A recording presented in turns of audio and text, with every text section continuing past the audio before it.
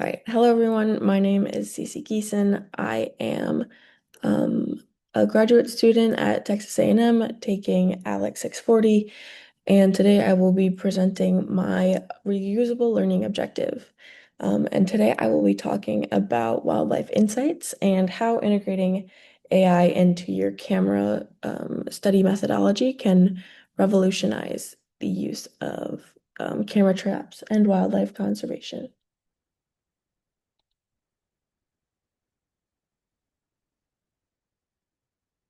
Starting off with our learning objective, after today's presentation, viewers will be able to better understand how the program Wildlife Insights can reshape and improve the use of camera traps for wildlife research and conservation using AI.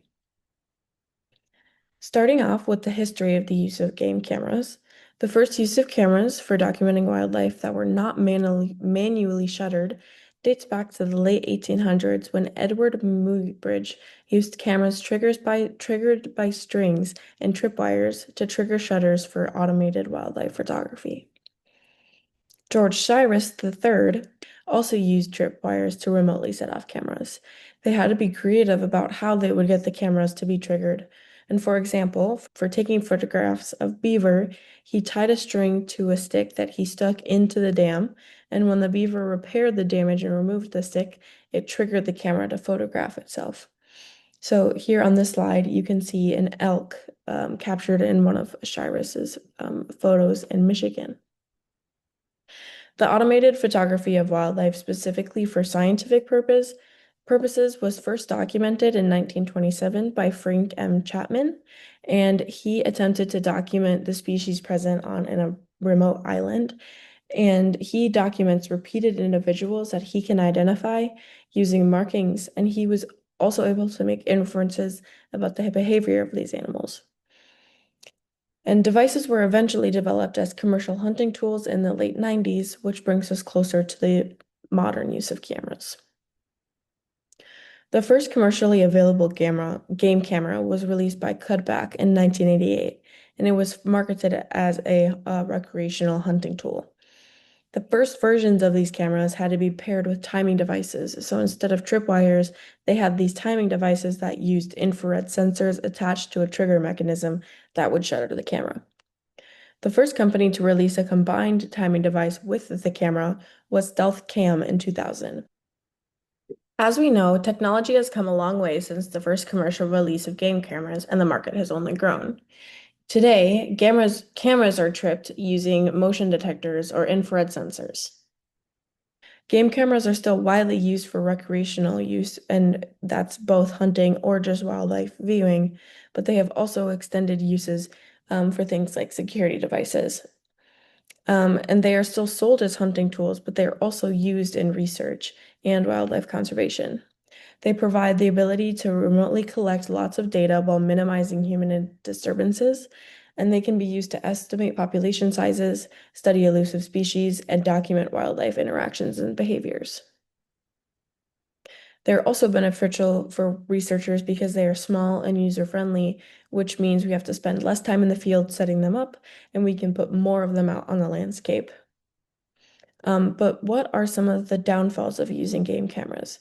So imagine one camera can capture over thousands of pictures depending on how much time it's spent out on the landscape and how many times it's being triggered. Imagine then you have 10 cameras, so you're going to have a lot of pictures. There can be cases where they're placed in an area where the vegetation in the background is moving and the triggers um, are off of movement, which can result in hundreds of photos being taken of grass or branches just swinging back and forth. So when it comes to the data analysis, every photo must be sorted through and categorized, which is extremely time intensive, and critical pieces of data can be lost if they're not analyzed thoroughly.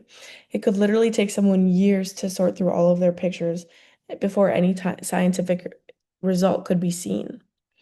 There's also the chance of human error or sampler bias in which somebody simply misidentifies what's in the picture or misses it entirely.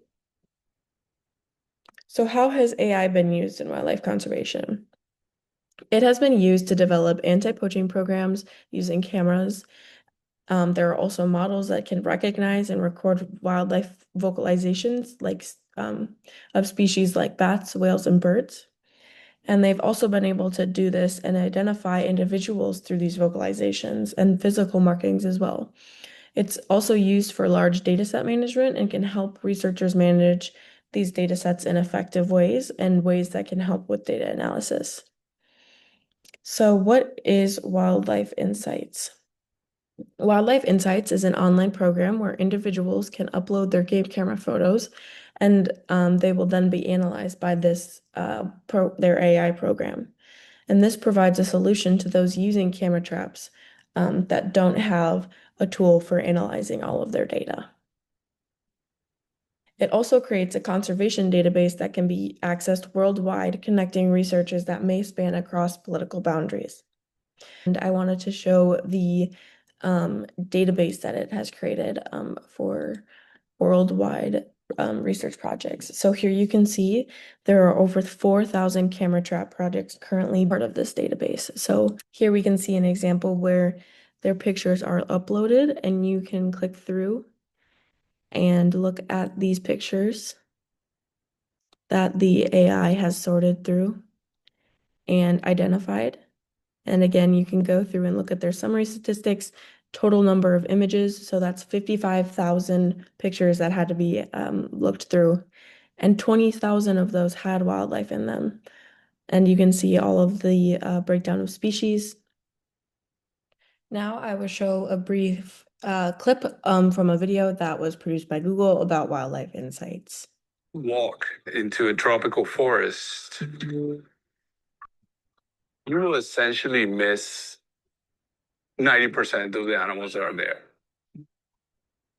They hear things and smell things way before any of us can. They're aware of us much more than we are of them.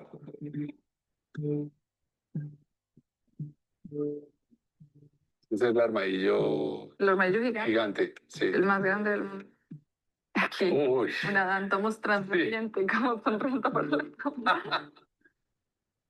With camera traps and other passive sensors, we now have technologies that collect information no matter what. You can put them in a very large area, and then they will snap a picture of an animal going by. And the amount of information that you can get from them is incredible. En la medida en la que nosotros tengamos y produzcamos información de calidad y a tiempo, podemos generar acciones de conservación que nos permitan evitar estos grandes impactos negativos que se están generando y tratar de conservar las especies a tiempo. The report that came out from the Biodiversity Convention's scientific body was the first official UN report on the state of biological diversity of the planet. And of course, it's not surprising that it's very alarming. You know, there have been 5 times in the history of life on Earth when there have been mass extinctions. The premise of that UN report is that we are on the very verge of a 6th extinction. Some of the things going on right now are exactly the preludes that will lead to such a calamitous loss of biological diversity, maybe 10 to 20% of all life on Earth. And it's time for us to wake up and do something about it. When threats like deforestation are accelerating and evolving quickly, we just don't have enough time to wait for data to come in. One place that we were setting camera traps, we left the cameras for 1 month and we get almost 150,000 pictures. And this is like the bottleneck that we have. We improved the system to collect the data, but we are quite slow in processing and analyzing this information. The second barrier that we identify with camera trap data is that the data is siloed. And it's very difficult to have like a big picture of what all this data is telling you if it's all in different places. Wildlife Insights is a response to these barriers. Wildlife Insights is a cloud-based AI-enabled platform that allows many different organizations to upload, store, manage, and share their data and derive meaningful insights from that data. Hope is that it's going to drastically speed the process of getting the data from in the field on the camera to up in the Google Cloud and open for analysis and mapping. Ahora, otra cosa muy The first priority for the AI models is being able to distinguish if there is an animal in an image or if there's just a blank background with no animal in it. Esto es una pesadilla para la gente que está haciendo un fototrapeo. Va a haber cientos y cientos de fotos donde no hay nada. Aquí está el primer blanco, aquí está el segundo blanco, ahí está el jaguar. Increíble, ¿sí? The second task is to do species classification and allow a researcher to filter through millions and millions of images and say, show me all the, greater bamboo lemurs or whatever species of their interest. Tenemos un mapa de riqueza de especies para el proyecto. Y aquí podemos ver cambios en las poblaciones de cada una de las especies. Y no sabemos si las áreas protegidas están siendo efectivas o no para proteger lo que dicen que deberían proteger. Exacto. If we have good data about what's happening to wildlife, this will provide a guide for policymakers. It's basically illuminating the path. I think we're just at the beginning of being able to understand how we can use this very powerful tool, the ability to have our finger on the pulse of these wild places, and then being able to translate that very quickly into advances in conservation and for a more sustainable future. That's where we want to go. If we build wildlife insights and becomes a huge collection of camera trap data that never gets used for anything, we had utterly failed. Change is what we're after.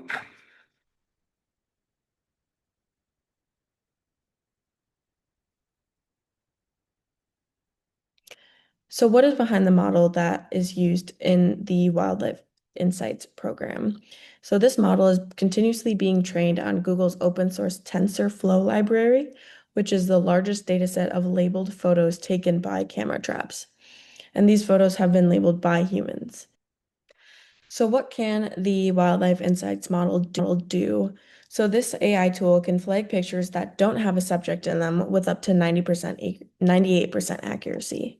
This will significantly reduce the amount of time that is spent sorting through those pictures that don't have subjects, allowing more time to be spent on the data analysis of the pictures that do. So once the AI has recognized the subject in a photo, it will then attempt to identify the species in the photo. And this model can identify over 1,000 species and over 200 higher taxonomic classes. And when it does identify it to the species level, it will give you a score based on how confident it is that it identified the right species. And back on their website, they actually provide a list of all of the species that have been successfully identified and the model has been trained on. And you can then go in and type in your species of interest to see if the model's been trained on it and how successfully it has identified it. They are also currently working on developing its ability to recognize individuals based on natural markings, which I mentioned as something that other programs are doing, but this model specifically has not does not have that capability yet. So what are some of the concerns with AI? So AI has become integrated into a lot of aspects of our life, and there are concerns within that and within wildlife conservation specifically.